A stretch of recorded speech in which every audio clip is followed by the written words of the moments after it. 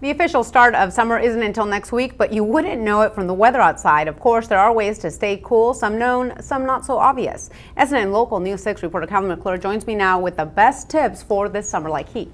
Yeah, it definitely already feels like the dog days of summer, and heat exhaustion and heat stroke is a real danger over the next few months.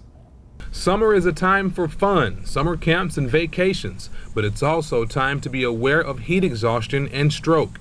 In a matter of minutes, a child or pet can die from overheating if left alone in a hot car. The interior temperatures of a car in the summer here in Florida especially, you can get upwards of 150, 180 degrees actually, practically the temperature of your oven. And it doesn't take long. You can have heat exhaustion, heat stroke hit literally within 15-20 minutes. Friday in Miami, 9 Boy Scouts had to be treated for heat exposure. Firefighters and law enforcement officers battle heat on a daily basis with dark uniforms and bulletproof vests underneath.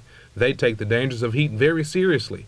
Captain Wade McVeigh knows from experience. 15 years ago, I went through an incident. It wasn't a heat stroke, but it was similar. It was the 4th of July at the rec center, and I just started seeing spots that I had overheated. Leaving a child or pet unattended in a vehicle would put you in the hot seat as well. You could be arrested for that. We try to get public service announcements out there as far as not leaving your kids or even the animals in the car, leaving windows cracked even though nobody's in there. If avoiding the heat is not an option, Dr. Leffler has a few tips on how to beat the heat.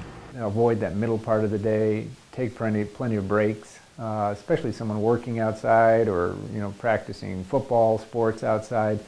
Is staying well hydrated, stay cool. If you start feeling poorly, stop. Every year, dozens of heat-related deaths are reported in the U.S. The most important thing is to stay hydrated out there, especially if you work outside in the heat or planning on being exposed to the heat for an extended period of time. Don't think it can't happen to you. And a lot of reporters do work out in the field. I've seen it before, photographers actually had heat exhaustion. So something to remember. Thank you very much.